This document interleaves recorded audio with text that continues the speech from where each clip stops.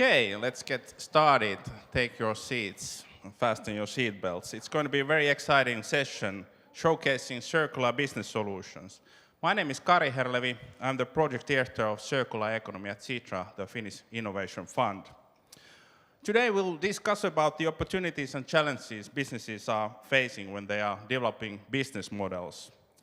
You will hear about different showcases of examples from different companies, and we will discuss about the cooperation and needed cooperation between SMEs and larger corporations. I hope that you'll be inspired about the cases that you will hear today, and of course I hope for the companies that you will benefit from the discussions.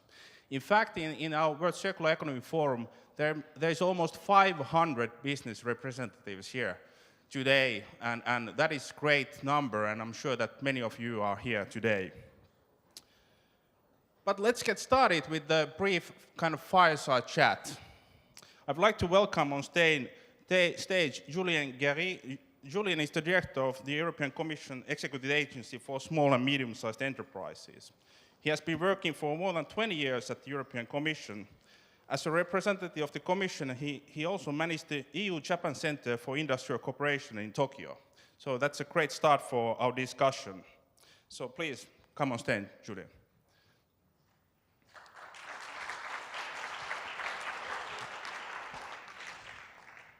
Thank you. Good morning. All right, let's get started. So, Julien, is there an economic case for circular economy solutions? Yes, thank you, and yes, good morning again to all of you.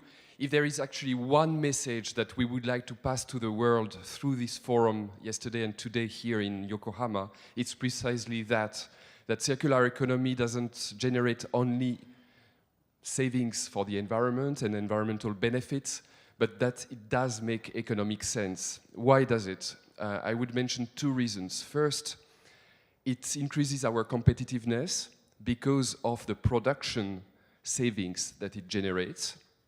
Let me give you a few figures.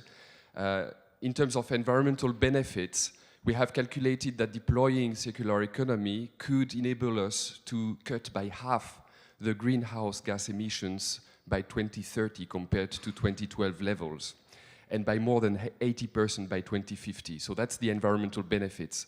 But in Europe alone, in the EU, we've calculated that production savings could amount to up to 600 billion euros. So that's a huge increase in competitiveness. And the second reason I would like to mention is that it creates jobs and it creates new business opportunities. We estimate that we have about 5 million jobs in Europe alone that are devoted to circular economy, new types of services or economic sectors. We have a project that is here today called Circular Impacts. They have calculated that the impact of deploying the right framework for collecting and recycling batteries from electric vehicles could generate new business opportunities of between 400 and 500 million euros, again, in Europe only. So saving on production costs, generating competitiveness, and creating new sectors, new opportunities and jobs. I know I'm a bit preaching to converts here because you're all in this field. The mere fact that we have 1,300 participants today in this forum, and you said more than a third of them are coming from the economic sector, shows that the idea and the fact that there is an economic case is really picking up, that people are convinced about it, are investing in it.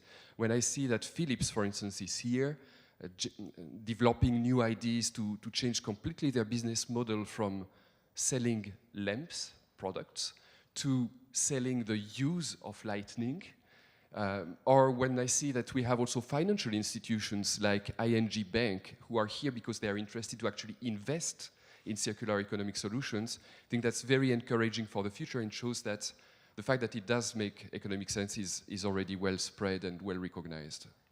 Yeah, good points. I really like the idea of collecting or recycling end-of-life batteries for electric vehicles, and you said that there's a 500 million opportunity there alone, so that's great. Okay, let's move on. Then could you provide some insights from your agency? What can we learn from your experience of implementing the first European circular economy project so far? Well, our agency, as you said, it is financing a lot of circular economy projects. We've invested a lot in Europe to finance innovation in this sector, and my agency is managing 2 programs in particular for the European Commission: Horizon 2020 for research and innovation, with a priority on circular economy projects, and LIFE for more close-to-market activities, prototyping, etc. We have a budget of 1 billion euros for the next 3 years, 2018-2020. A lot of our projects are here. There are many more outside. We will have a side event tomorrow that we are opening in this very room tonight at 5:45, 5:45. So I invite you to come and see all our projects. What I would like to underline also is that our projects are open to the world. We have already Japanese participants in research projects, but we have a specific call that we are launching now directed at China in particular, and how to develop sustainable cities there. So there are many opportunities. So what did we learn from our projects so far? Perhaps I would like to mention 3 elements that I think are quite interesting. One is that we need really awareness of the public, of industry, not only to educate the public about recycling, reducing waste, etc., but also to educate them about changing the model from owning products to using them and being in a utilization society. For the industry and SMEs in particular, we want to pass the message that there is an economic case, as you were saying in the first question, and we think that this message is going through, because we have already a quarter of European SMEs that are producing green products or services, and 10% more who are interested to do so in the near future. A second element is non-technological innovation. We talk a lot about technological innovation, and that's what we are funding quite a lot. But on the non-technological side, we see that it is important to invest in new business models, in new types of governance, in new types of financing also for the circular economy. Another project that is here today, and you will hear from them, Waste for Think, has developed education material in this sense and apps for citizens' engagement, which are quite interesting. And perhaps the last thing, but the most important that I would like to underline, is really the need to work across sectors along the whole value chain, from the design to the end user, even beyond the end of life recycling of the products. That's what people called coalition yesterday, but it's really important. We have one of the projects that we'll pitch today, BEMB, who has really done that for the building sector, showing that it's not only about materials, and they have developed this passport for materials, but it's also from the beginning designing the buildings so that they can be evolutive, so that the products that are used, the materials, can be recycled and reused easily from those buildings. So awareness of the general public and industry, non-technological innovation, and the need to work across sectors are really important factors. Yeah, I agree. The non-technical part is really important for systemic change. You are very much right on that. But let's move a bit beyond this stage. What about the future, Julian? How can we accelerate the transition to the circular economy and ensure that business models result in growth and jobs, and of course have a positive impact on the environment? Yes, what can we do in the future? And in the grant opening yesterday, Miss Ishii from Jeff really captured it through 3 words, which for me really is what we should be doing to promote circular economy in the future. It's regulation, innovation, coalition. I've just talked about coalition, but on the regulatory side, it's important to have the right policy framework in place.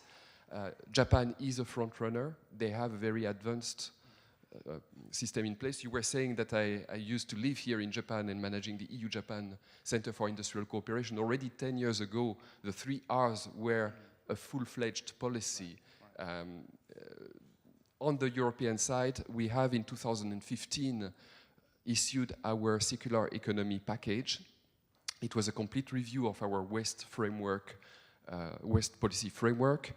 It reviewed our targets, and we are happy to see that after just 3 years, we have implemented 85% of the actions, and even beyond what we've done from our action plan, it has had an impact on member states that have followed through, with most of the member states now having a circular economy strategy. It has had an impact also on the private sector, because it's leading, it's showing the way. And when I was mentioning earlier that you have more than a quarter of SMEs that are either producing green products or services or thinking about doing it in the near future, we believe that it's in part due to the fact that there has been a promotion of the new regulatory framework in Europe. We have reviewed again our circular economy package this year with a plastics strategy, and we think in the future to develop a policy framework also to integrate the digital revolution, smarter product design, and some new elements. So that's the regulation part. And then innovation, well, that's what we are doing at EASME, at the SME agency. We are investing heavily in solutions for the future. Many of those solutions will be presented today. More will be presented tomorrow at our side event, so please come and join. And I mentioned that we had 1 billion for circular economy projects in the next 3 years.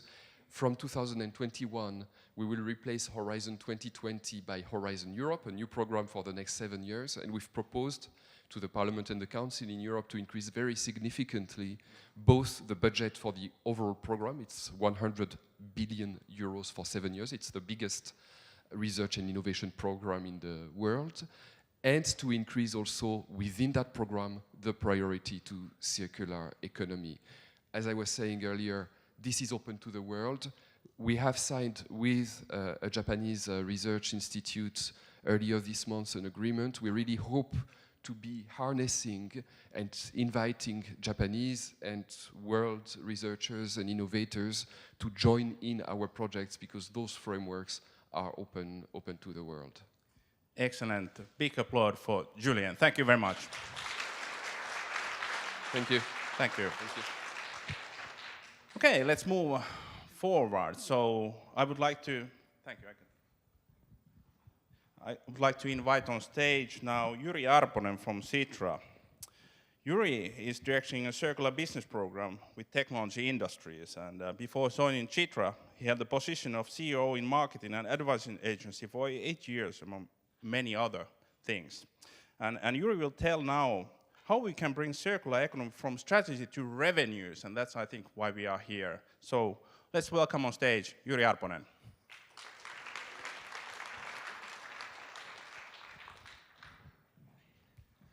Thank you very much. I think I go behind this table here.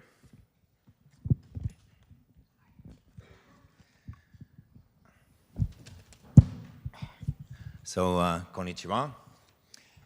Ladies and gentlemen, it's very nice to be here. So, I'm trying to, in 8 minutes, to present you the circular playbook and also the loop accelerator. So what we are doing in Sitra with my colleague Daniel Kaufmann is that we work with both SMEs and Daniel is working with startups. And primarily we are also working with the anchor companies, the big ones within the circular economy. But I think why we are doing this and stressing heavily on this is that until so far circular economy is used to be considered as a waste management, closely to waste management or side streams. So we have learned to close the loops, strengthen the loops, combining the loops, and also avoiding leakages. But we haven't been so far in depth within the actual business models, meaning the change in the way we are conducting businesses. And there on the interface with the client, when we are selling, producing, selling, and actually when the product is with the client. So that is where we have to dig in. And that's why we have actually created the playbook as well. And these are the main drivers which are making the change The sustainability, of course, we are having the climate crisis going on, but also the lack of the resources is global. But digitalization is helping us to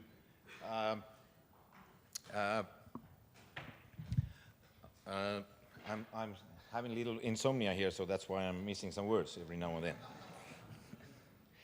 So we have a possibility to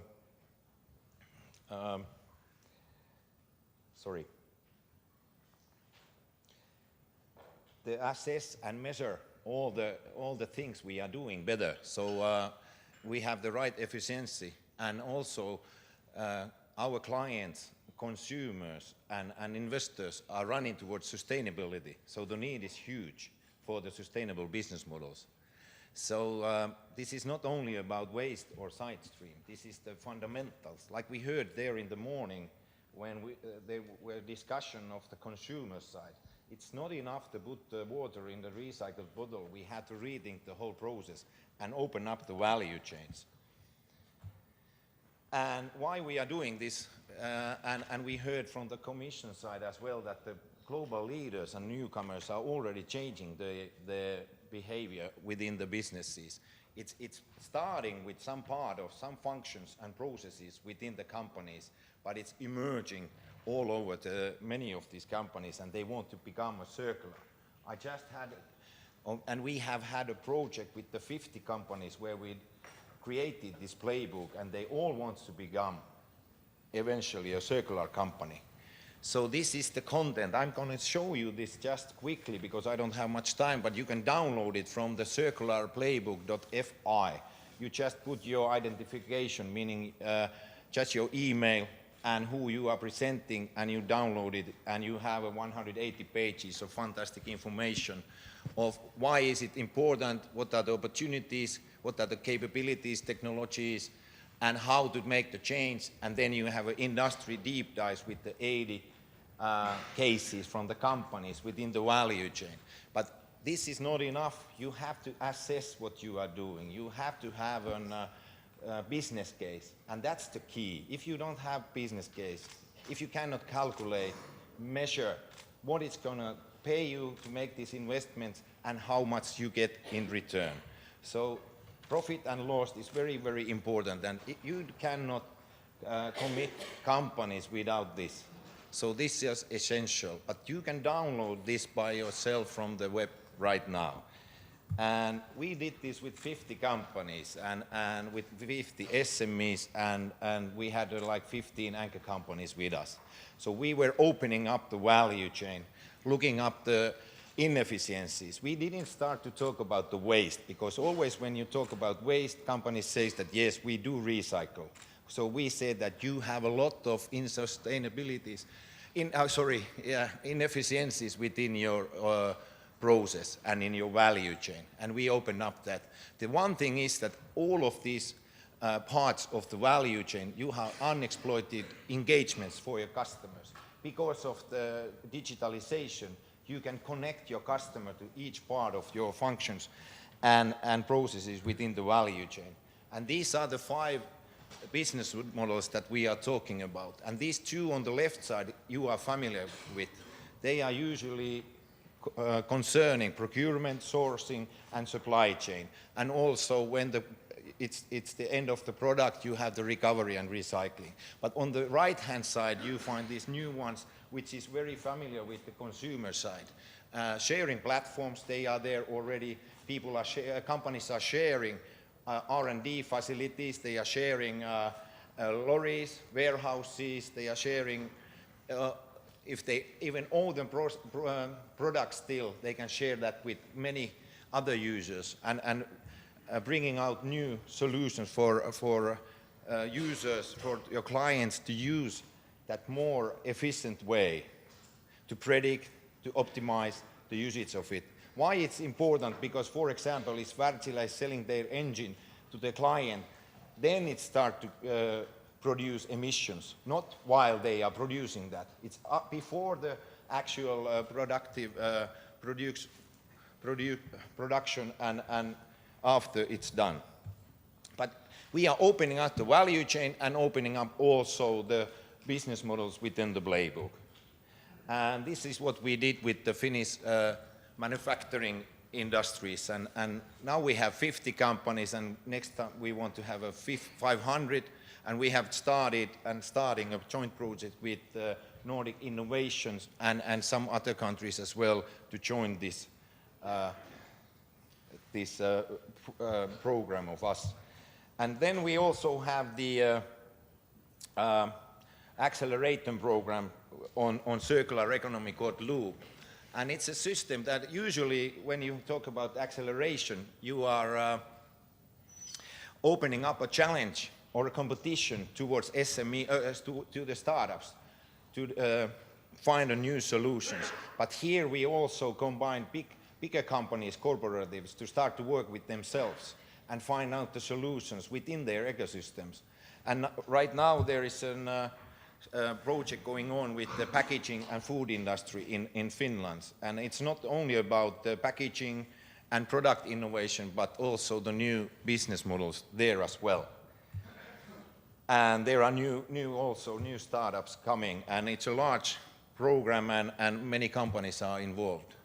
But of course there is a look for a measurable impact, and with the digitalization and new technologies is possible.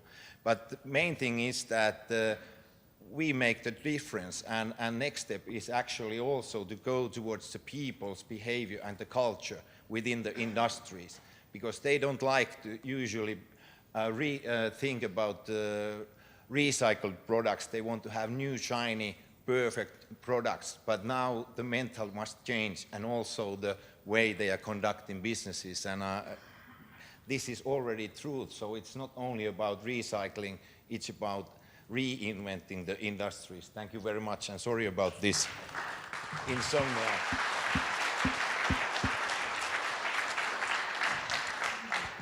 Very good. Thank you, Yuri, telling about the playbook and Loop Accelerator. Thanks a lot once again. All right, now we move to the exciting session of pitching. We have 12 interesting company presentations, and I'd like to all the presenters come on this side of the stage. And how it works, all of you have 90 seconds of time to tell your story, and we will start with the first one, and after the presentation, of course, you go to the table of your own. Are you ready? That's great. Okay, let's start. So I give the floor to Ales Mihelic, Innovation Leader, Gorenje. Welcome on stage.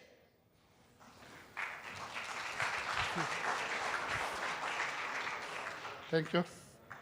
So Gorenje is one of the leading European providers of the white goods. We actually have around 2% global market.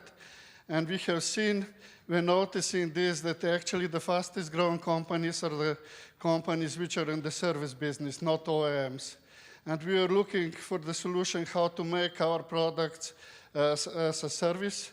It was a hard journey. With the Commission help, we actually come nearly to the conclusion so that we could actually offer premium appliances for the pay-per-use service. And why this is important? Because we are able to produce products that also last longer that you can normally buy in the shops now. And this longevity actually gives the maneuvering space for the companies and consumers actually to get much better, higher added value at the end. So the offer which you are actually selling is the premium appliance for let's say, normal price, for a reasonable price, which will allow us also to earn some money at the end. So we are looking forward to cooperate with you at the end of this session. I would like to also to see whether it's not only potentially in Europe for this kind of the business solution, but also maybe here in this part of the world in Asia. This is more or less everything. Excellent. You still had 4 seconds. Let's give a good applause to Ales. Okay, next one on stage, Margus Laubscher, Director of Philips. Hello, I'm from Philips. Nice to meet you all. I would like to make 3 points today with you, and looking forward to the discussion later. Number one, my statement is that a circular economy proposition for customers will only fly if you can hide the circular part, and it has enough benefits for the customer still to be interesting. My second point is it will always be coupled with innovation, be it technical or business case innovation. And the third one, if you do that all right, then you have a benefit not only for the customer, but also for the company. I will discuss 3 of our propositions that are on the market. Number one is what you see behind me. This is our ultrasound probe device that we provide to customers as a service. The interesting part here is that it's a subscription model, and it's a lot based also on the software. You use your own tablet, and you can be mobile and do the exams that you need to do.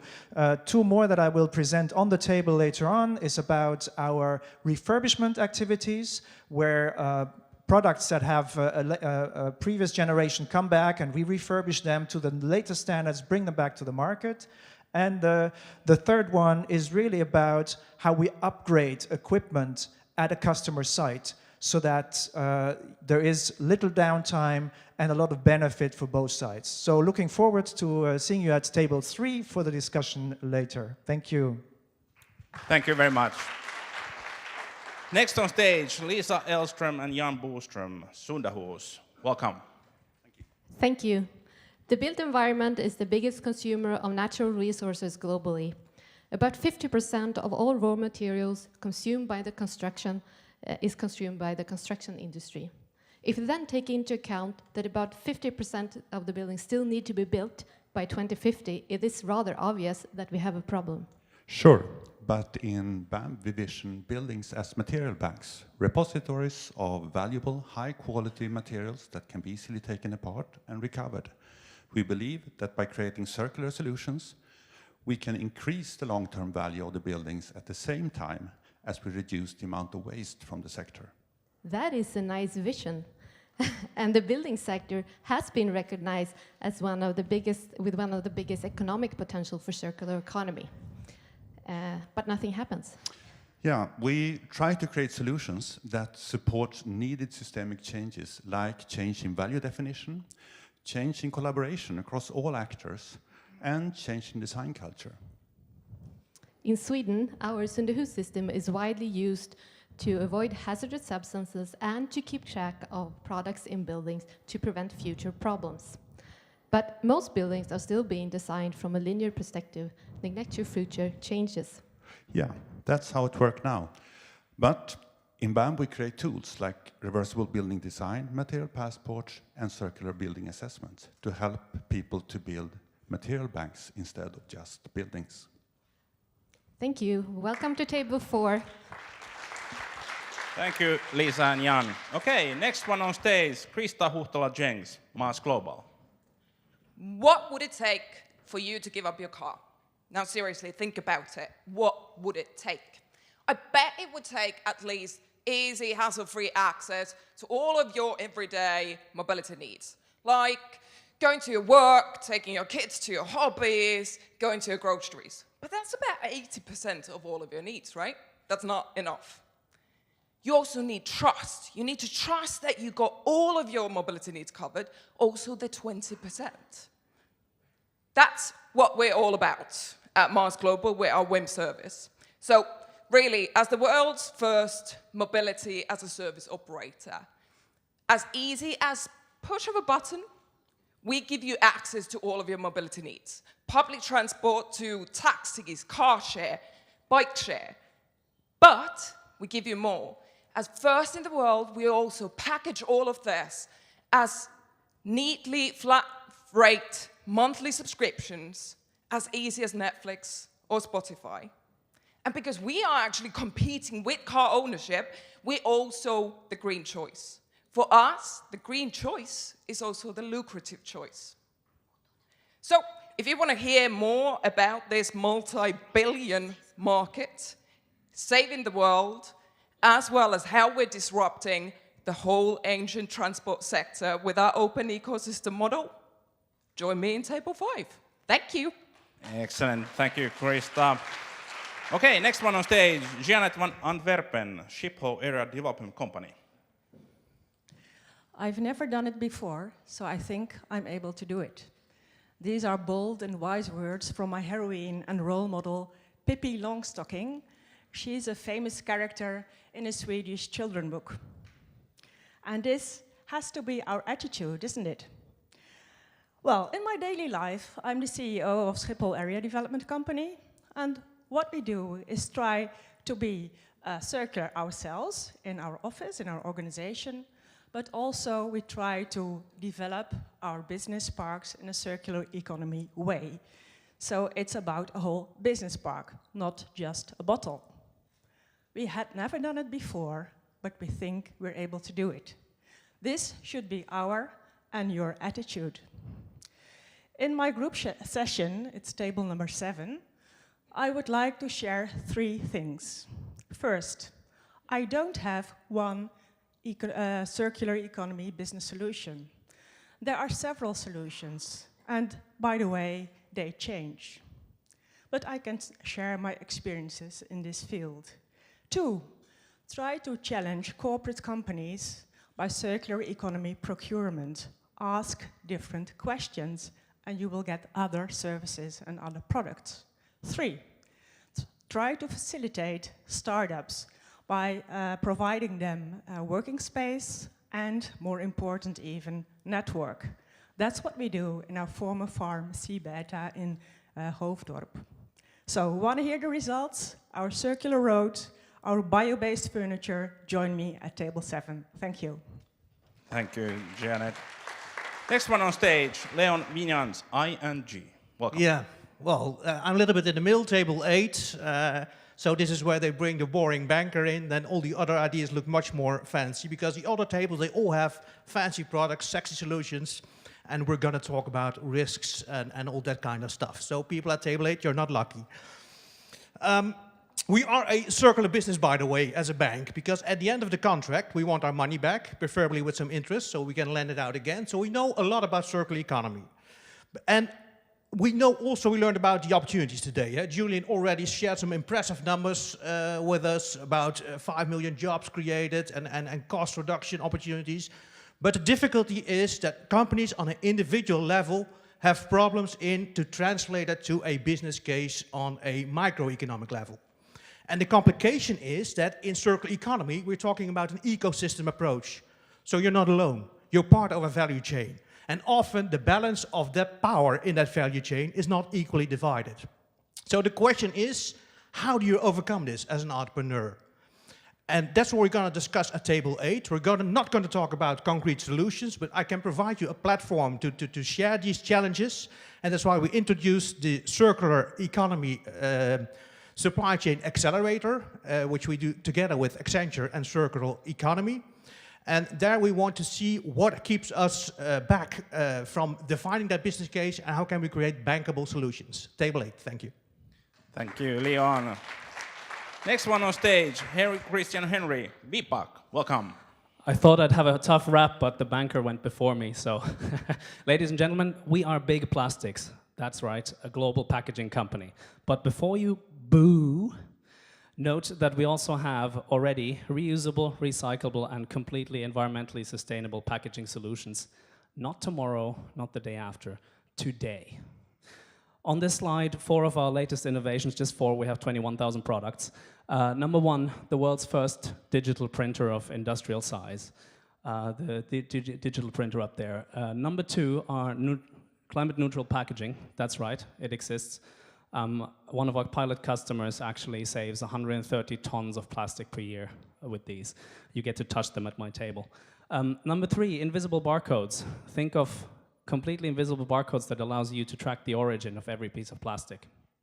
And number 4, the GIA OxyCheck is packaging that in itself measures the oxygen content inside of the package. So forget about arbitrary sell-by dates. You will never throw food out too early with the OxyCheck.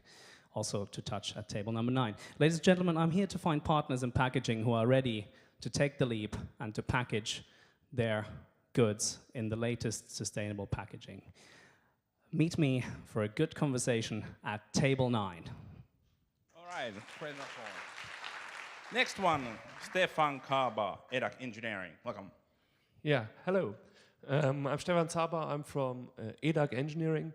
We are the largest car engineering company in the world.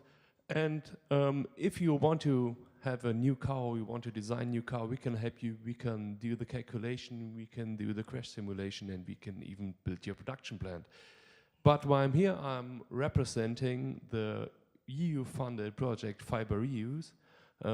There we're examining what we can do with this very good lightweight materials, carbon fiber and glass fiber reinforced plastics, and we try to close the loops. We try to find recycling and reusing solutions. What we do in this project is we try to design a new car.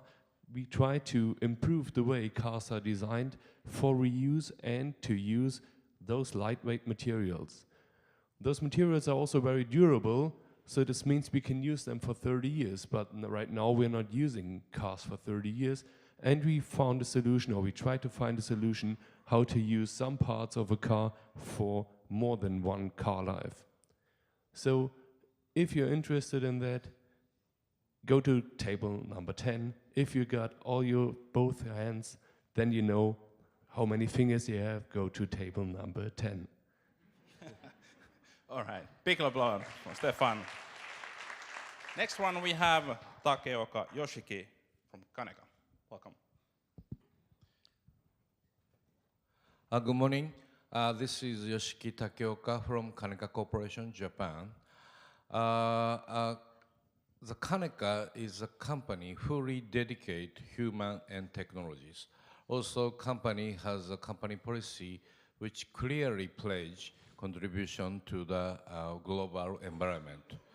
Today, I would like to introduce our biodegradable polymer, PHBH, which is 100% bio-based and degradable, compostable and also degradable in soil and marine, which creates carbon circulation systems.